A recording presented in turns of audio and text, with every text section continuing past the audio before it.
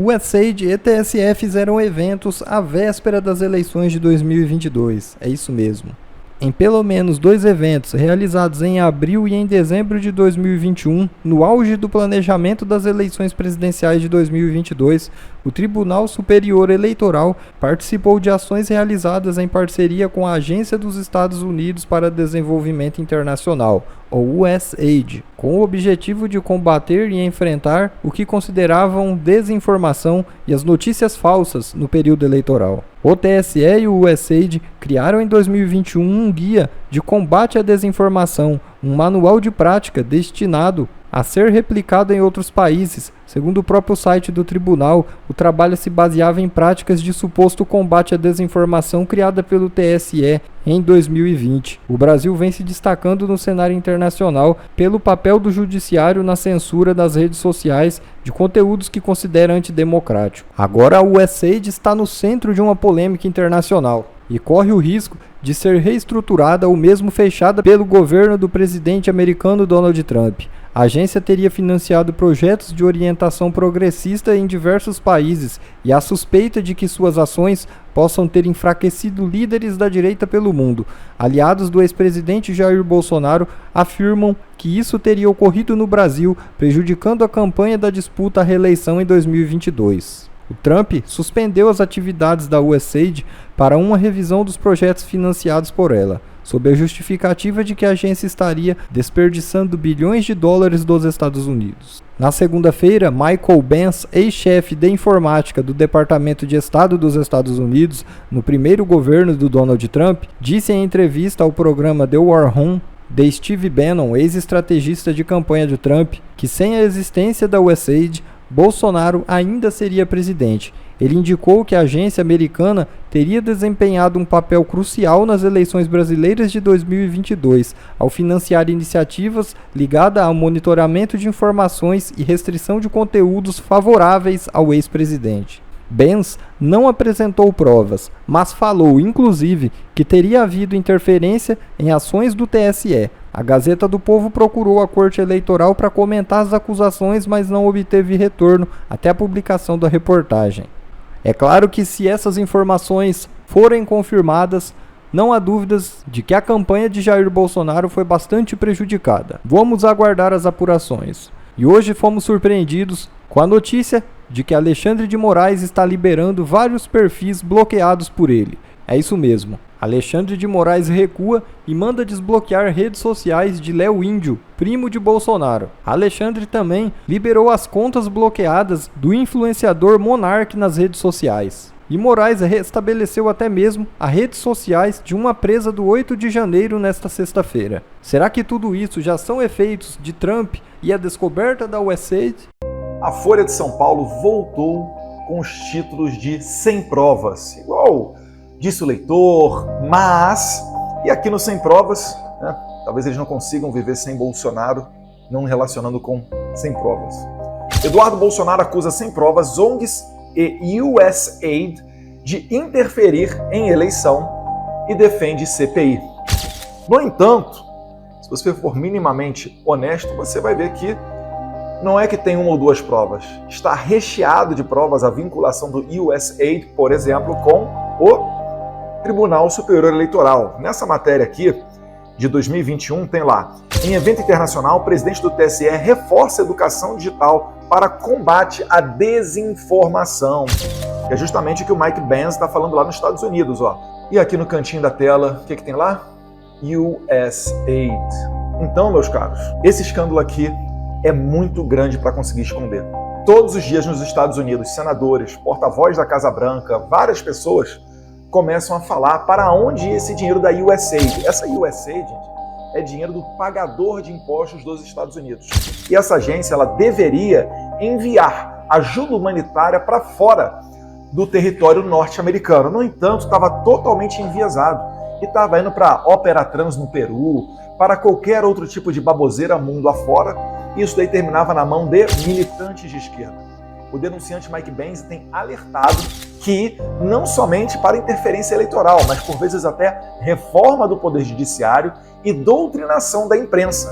Isso está escrachado, como Elon Musk já postou, né, no próprio site da USAID. E quando veio esse escândalo, alguns dias atrás, olha só como é que o G1, né, quem poderia desconfiar do G1? Pessoas muito sérias e um jornalismo investigativo muito forte. Olha o que o G1 fez.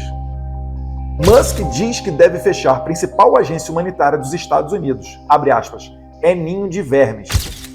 Fechar agência humanitária? Quem manda dinheiro para combate à desinformação, e você sabe que desinformação significa calar a direita, é a mesma historinha da Embaixada dos Estados Unidos, que deu 170 mil reais para Felipe Neto, supostamente para combater a desinformação, e fez essa transferência de 170 mil para o Instituto do Felipe Neto. E o que o Felipe Neto faz? Ele persegue pessoas que não concordam com ele, né? As pessoas que são opositoras ao Lula, opositoras a todo esse sistema. Como, por exemplo, vem agora à tona as informações de que Felipe Neto pediu a Alexandre de Moraes para perseguir o jornalista Oswaldo Eustáquio.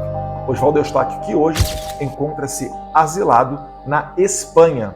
Isso daqui mostra, mais uma vez, que você tem que ter muita preocupação com a fonte que você usa para se informar. Isso daqui, gente, vai ser muito grande para eles conseguirem manipular. E essas denúncias, elas estão apenas começando. Esses vídeos do Mike Pence, de senadores, porta-voz da Casa Branca, dentre outras autoridades, começando a falar para onde é que estavam indo esses recursos, começando a investigar o que se fazia com esse dinheiro, haverá ainda muitos outros capítulos. E nos Estados Unidos, as implicações com relação a esse mau uso do dinheiro do pagador de impostos têm sérias consequências. Certamente, a gente está aqui no maior escândalo de corrupção do governo Biden. Pode ter certeza disso. Porque as cifras são de alguns bilhões de dólares enviados para cerca de 100 países fora dos Estados Unidos. Nós vamos acompanhar de perto esse caso e, certamente, enquanto deputado federal, vamos trazer tudo lá de fora de documentação, de subsídio, de informação para fazer valer aqui no Brasil. Por mais que a gente saiba, né, da dificuldade que a gente tem aqui para investigar coisas que não sejam ataques à democracia, ou desinformação, mas ainda assim, cabe a nós, né, fazer esse papel. Né? O deputado federal está aqui para isso mesmo, assim como eu já fiz uma denúncia para a PGR com relação a esse dinheiro, o deputado Gustavo Gayer está abrindo uma CPI e outras ações serão tomadas, perfeito? Acompanhe a gente nas nossas redes sociais, me segue no Instagram, no YouTube, no X, no Facebook, e por aí você vai se informando melhor. Um abraço, fique com Deus. Eu acredito que finalmente um grande mistério acaba de ser explicado. Em 2019, surgiu na internet uma edição de vários canais de televisão, vários jornalistas diferentes, dezenas de jornalistas, tá, de canais diferentes nos Estados Unidos, falando exatamente o mesmo texto do mesmo jeito. Isso levantou a curiosidade, na verdade assustou muita gente, porque são canais que até então, para a audiência, eram considerados canais adversários, que disputavam da mesma audiência.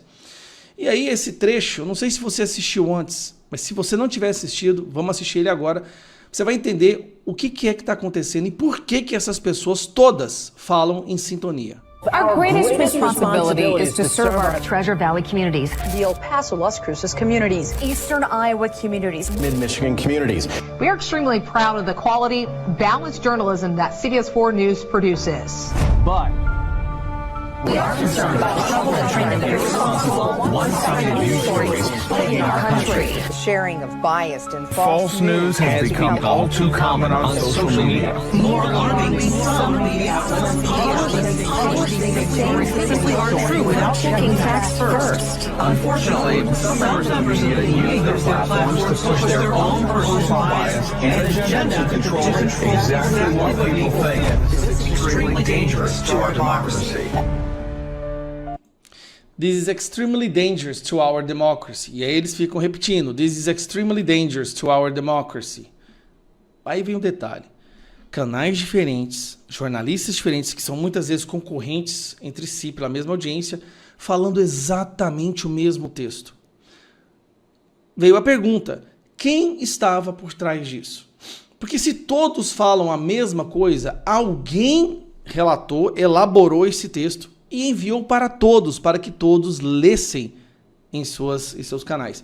Lembrando, o mesmo texto falando que tem que se lutar contra fake news, desinformação, um primeiro golpe que foi dado contra a liberdade de expressão nas redes sociais. Esse talvez foi o primeiro grande golpe coordenado contra a liberdade de expressão nas redes sociais.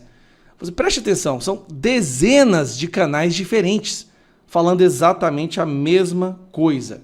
Pois bem, dito isso, esse novo escândalo que está talvez o maior escândalo que já se teve notícia nos Estados Unidos, escândalo político em relação à agência americana USAID, que financia várias coisas absurdas, né? Financia organizações não governamentais, ONGs pelo mundo inteiro, associações, financia grupos para censurar em vários países, faz reuniões com ministros das Supremas Cortes.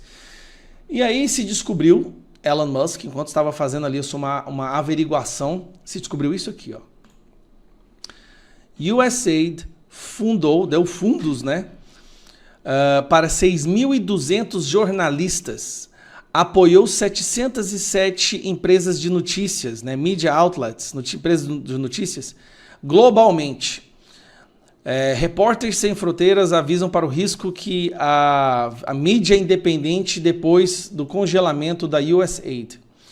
Preste atenção nisso aqui, nesse número, 6.200 jornalistas em 707 empresas de notícias. Empresas como Estadão, Folha de São Paulo, né?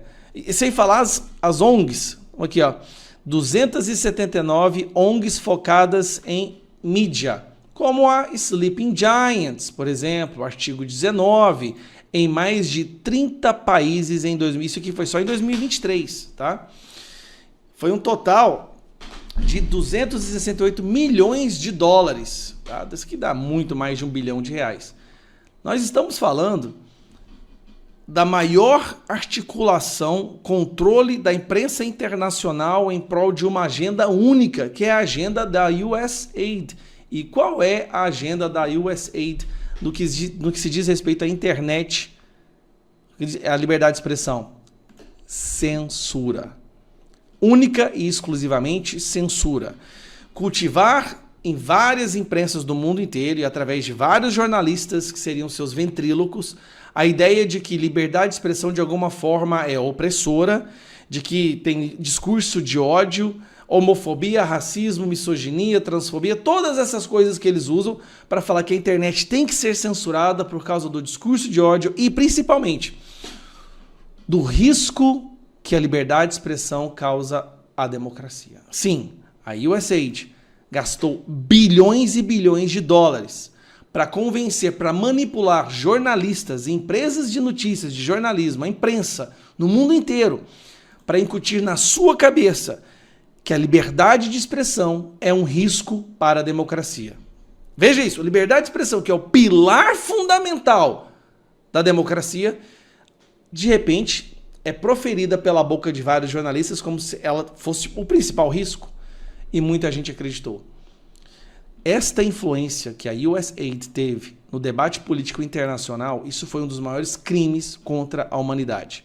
Basicamente, ela está vendendo ditadura como verdadeira democracia. É por isso que aqui no Brasil nós precisamos fazer imediatamente a CPI da soberania brasileira, porque a nossa soberania foi corroída, foi enfraquecida graças a essa agência que também trabalhou ativamente para derrubar Bolsonaro, para incentivar a censura no Brasil, para manipular o debate político, principalmente, né, para impedir que Bolsonaro fosse reeleito. Um abraço.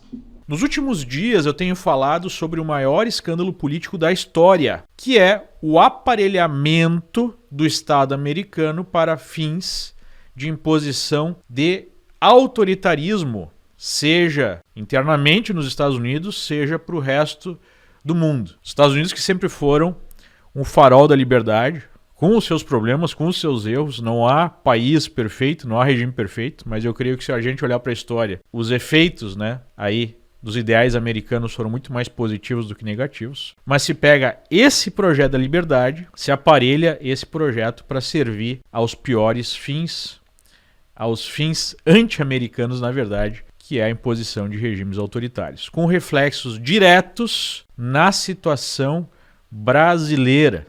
em que nós não temos mais liberdade de expressão, temos censura, temos perseguição política, não há mais direito de defesa, entre vários outros direitos fundamentais. Mas, para entender como tudo isso aconteceu, é preciso olhar para trás, é preciso olhar a base dessa mudança. E é essa reflexão que eu quero trazer aqui para você. Ao longo da Guerra Fria, os Estados Unidos travaram uma luta em todas as frentes contra o projeto político mais diabólico da história humana. Por mais erros e abusos que os americanos tenham cometido ao longo desse conflito, não há comparação possível entre os dois sistemas de governo. Uma breve comparação entre os países que adotaram o modelo americano e aqueles que caíram sob o jugo comunista demonstra a superioridade do primeiro. O Muro de Berlim era o símbolo máximo dessa diferença. Não há registro de alguém que tenha fugido da Alemanha Ocidental para a República Democrática Alemã. Com a queda do muro, surgiu a expectativa de transformar o mundo em um conjunto de nações livres, capazes de negociar e prosperar além da imaginação. Um historiador chegou até mesmo a cunhar o termo fim da história, para definir essa realidade de que o modelo ocidental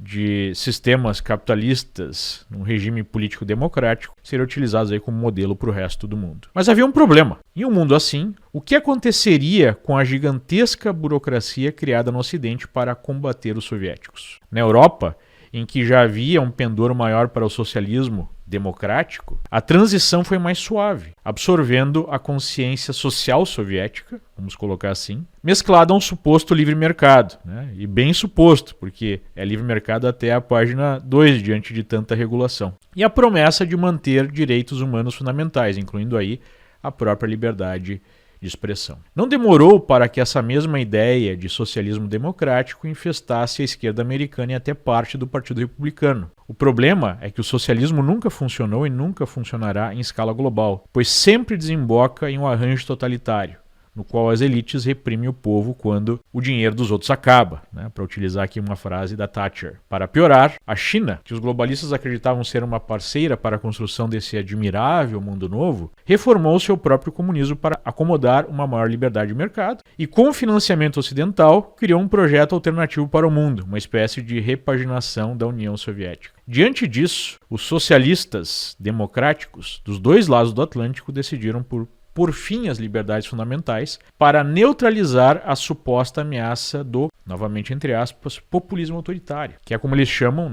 movimentos como Brexit, Trump e Bolsonaro, entre outros. Tais movimentos são releituras do antigo modelo americano, baseado em Estado limitado, iniciativa individual e a moralidade cristã. Todo o aparato estatal construído durante a Guerra Fria e inflado pelo estado do bem-estar social nos anos subsequentes, à queda do Muro de Berlim, deveria agora ser direcionado para promover a agenda política radical da esquerda, com fins de controle social. Nesse contexto, surgem o identitarismo pós-marxista, a ideologia de gênero, o ambientalismo radical e, sobretudo, a censura em massa. O controle do fluxo de informações é fundamental em qualquer projeto totalitário. O surgimento da internet e o crescimento das redes sociais retiraram das mãos dessa burocracia o controle do fluxo de informações, antes monopolizado pela mídia tradicional, aparelhada até o tutano pela esquerda há décadas. Daí a necessidade de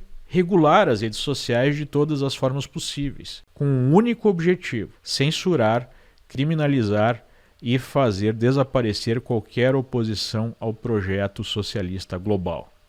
Então todo esse papinho de combater a desinformação, de combater o discurso de ódio, de falar a verdade para as pessoas é balela. O que eles querem é impor uma visão de mundo que beneficia essa elite burocrática em qualquer lugar do mundo, em detrimento do povo. É nesse ponto que entra um dos pilares desse arranjo, a USAID, a agência formalmente independente para a ajuda monetária global, mas que é na prática um braço de ação do Departamento de Estado e das outras agências de inteligência americanas, como a própria CIA, teoricamente voltadas à segurança nacional dos Estados Unidos. É esse pessoal que criou o que o Mike Pence chama de Show de Truman, em referência ao filme em que o protagonista vive toda a sua existência dentro de um reality show sem saber. Foram destinados dezenas de bilhões de dólares nesse propósito nos últimos anos, ao esforço de impor a agenda da esquerda e criminalizar qualquer oposição, levando adiante o projeto globalista por meio de bolsas acadêmicas,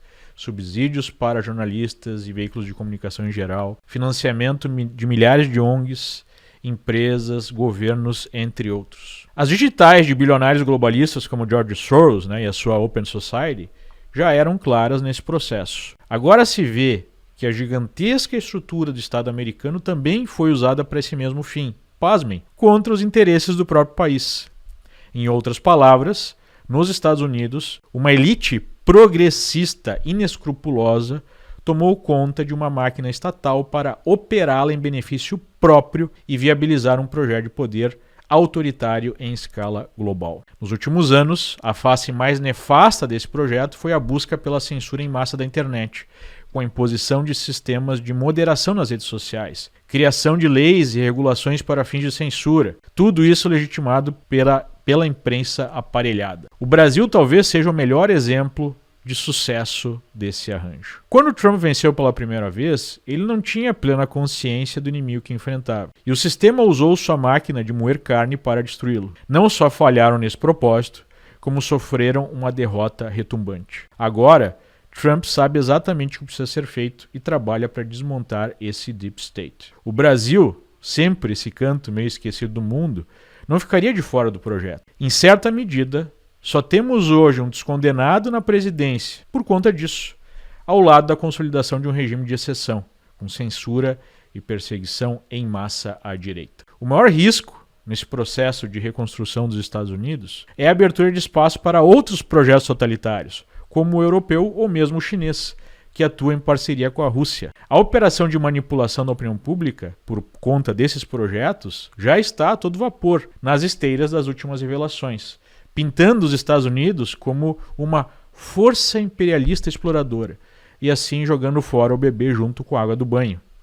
Há inclusive setores da direita que defendem um governo grande e autoritário, desde que isso represente um suposto conservadorismo, com uma simpatia mal escondida pela brutal ditadura russa, por exemplo. De qualquer forma, isso talvez seja um problema menor no momento, pelo menos no Brasil, que enfrenta a existência de presos políticos, censura e repressão sistemática. A direita brasileira precisa expor a influência da elite globalista nesse estado de coisas. Não adianta discutir outros temas, como eleições presidenciais, enquanto o país não voltar a ser minimamente livre. Bom pessoal, esse foi mais um vídeo, eu espero que vocês tenham gostado. Se vocês gostaram, deixa o like aqui para fortalecer nosso canal. Logo eu volto trazendo mais informações da política para vocês. Um forte abraço, fiquem todos com Deus e até a próxima.